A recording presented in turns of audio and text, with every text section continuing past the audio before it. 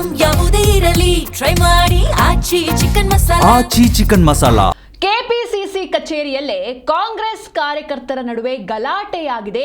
Youth Congress ಕಾರ್ಯಕರ್ತರ ಸಭೆಯಲ್ಲಿ fighting ನಡೆದಿದೆ.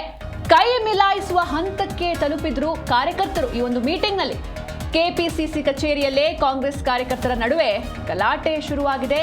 ಯೂತ್ ಕಾಂಗ್ರೆಸ್ ಕಾರ್ಯಕರ್ತರ ಮೀಟಿಂಗ್ ನಲ್ಲಿ ಈ ರೀತಿ ಫೈಟಿಂಗ್ ಆಗಿದೆ. ಕೈ ಮಿಲಾಯಿಸುವ ಹಂತಕ್ಕೆ ಕಾರ್ಯಕರ್ತರು ತಲುಪಿದ್ರು. ನೀಟ್ ಅಕ್ರಮವನ್ನ ಖಂಡಿಸಿ ಒಂದು ಸಭೆಯನ್ನ ಕರೆಯಲಾಗಿತ್ತು. ಪೂರ್ವಭಾವಿ ಸಭೆ ಅದು. ಈ ಸಭೆಯಲ್ಲಿ ಒಂದಷ್ಟು ಜನರನ್ನ, ಕೆಲವರನ್ನ ದಿಢೀರ್ ಹುದ್ದೆಯಿಂದ ರಿಲೀಸ್ ಮಾಡಲಾಗಿತ್ತು, ಬಿಡುಗಡೆ ಮಾಡಲಾಗಿತ್ತು. ಈ ವಿಚಾರವಾಗಿ ಗಲಾಟೆಯಾಗಿದೆ. ಅಧ್ಯಕ್ಷ ಮಂಜುನಾಥ್ ಗೌಡ ಹಾಗೆ ನಿಗಮ್ ಭಂಡಾರಿಗೆ ಘೇರಾವ್ ಘೋಷಣೆ ಮಾಡಲಾಗಿತ್ತು.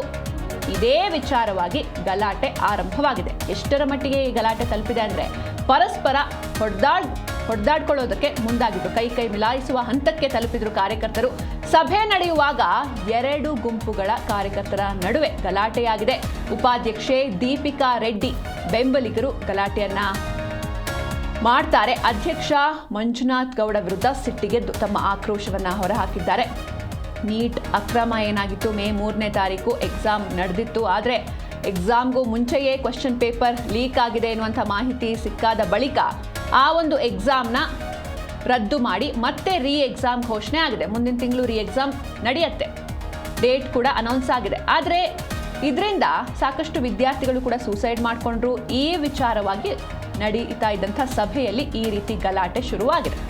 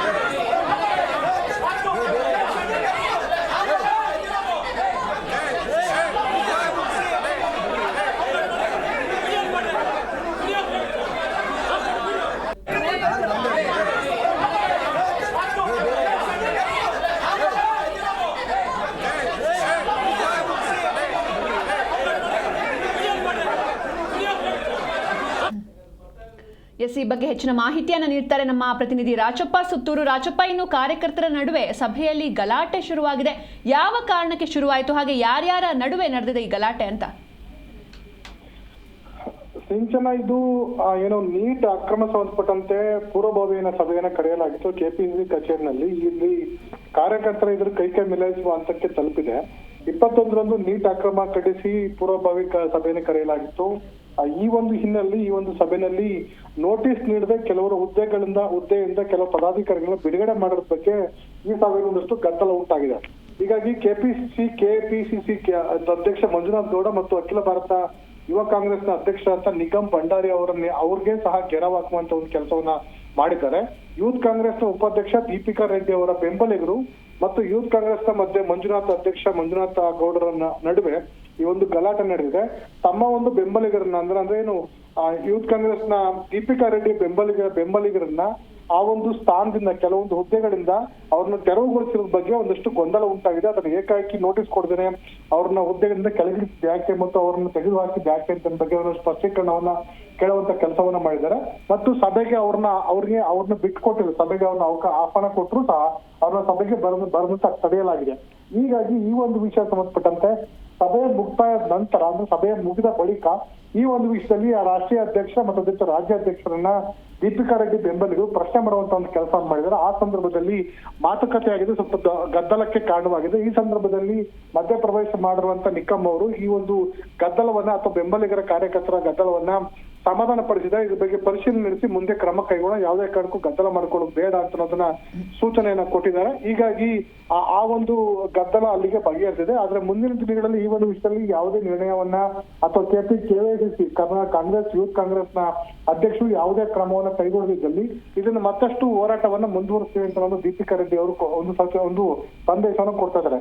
ಈ ಹಿಂದಿನ ದಿನಗಳಲ್ಲಿ ಏನು ಮಂಜುನಾಥ್ ಗೌಡ ಕಾಂಗ್ರೆಸ್ ಯೂತ್ ಕಾಂಗ್ರೆಸ್ ಅಧ್ಯಕ್ಷ ಮಂಜುನಾಥ್ ಗೌಡರ ಆಯ್ಕೆ ಸಂದರ್ಭದಲ್ಲೂ ಸಹ ಇದೇ ಒಂದು ಗೊಂದಲ ಉಂಟಾಗಿತ್ತು. ಅಧಿಕಾರವನ್ನ ದುರ್ಬಳಕೆ ಮಾಡಿಕೊಂಡು ಮಂಜುನಾಥ್ ಗೌಡರು ಆಯ್ಕೆ ಆಗಿದ್ದಾರೆ ಅಂತ ಒಂದು ಆರೋಪವನ್ನ ದೀಪಿಕಾ ರೆಡ್ಡಿ ಬೆಂಬಲಿಗರು ಮಾಡಿದ್ರು. ಹಾಗಾಗಿ ಮಂಜುನಾಥ್ ಗೌಡರು ಸಹ ಅಕ್ರಮವಾಗಿ ವೋಟ್ಗಳನ್ನ ಹಾಕಿಸುವ ಮೂಲಕ ಆನ್ಲೈನ್ ವೋಟಿಂಗ್ ಸಂದರ್ಭದಲ್ಲಿ ಸಹ ದುರ್ಬಳಕೆ ಮಾಡಿಕೊಂಡು ಹ್ಯಾಕ್ ಮಾಡಿ ಕಂಪ್ಯೂಟರ್ನ ಹ್ಯಾಕ್ ಮಾಡಿ ಮತ ಚಲಾವಣೆ ಮಾಡಲಾಗಿತ್ತು ಅಂತ ಆರೋಪವನ್ನು ಸಹ ದೀಪಿಕಾ ರೆಡ್ಡಿ ಬೆಂಬಲಿಗರು ಹಿಂದೆ ಮಾಡಿದ್ರು. ಡಿಸಿಎಂ ಡಿ.ಕೆ. ಶಿವಕುಮಾರ್ ಯಾವುದೇ ಕ್ರಮವನ್ನು ಕೈಗೊಂಡಿರಲಿಲ್ಲ. ಯಾಕಂದ್ರೆ ಡಿಸಿಎಂ ಡಿ.ಕೆ. ಶಿವಕುಮಾರ್ ಬೆಂಬಲಿಗ ಮಂಜುನಾಥ್ ಗೌಡ. ಹಾಗಾಗಿ ಆ ದೀಪಿಕಾ ರೆಡ್ಡಿ ಬೆಂಬಲಿಗರಿಗೆ ಮಾತಿಗೆ ಯಾವುದೇ ಕಿಮ್ಮತ್ತನ್ನು ಕೊಟ್ಟಿಲ್ಲ. ಈ ಸಂದರ್ಭದಲ್ಲೂ ಸಹ ದೂರನ್ನ ರಾಷ್ಟ್ರೀಯ ಅಧ್ಯಕ್ಷರಿಗೆ ಮತ್ತು ರಾಜ್ಯಾಧ್ಯಕ್ಷರು ನೀಡಬೇಕು ಅಂತ ತೀರ್ಮಾನವನ್ನು ಕೈಗೊಂಡಿದ್ದಾರೆ. ಮುಂದಿನ ದಿನಗಳಲ್ಲಿ ಇದ್ರ ಯಾವ ಸ್ವರೂಪವನ್ನು ಪಡುತ್ತಾ ಅಂತ ಕಾದು ನೋಡ್ಬೇಕಾಗಿದೆ.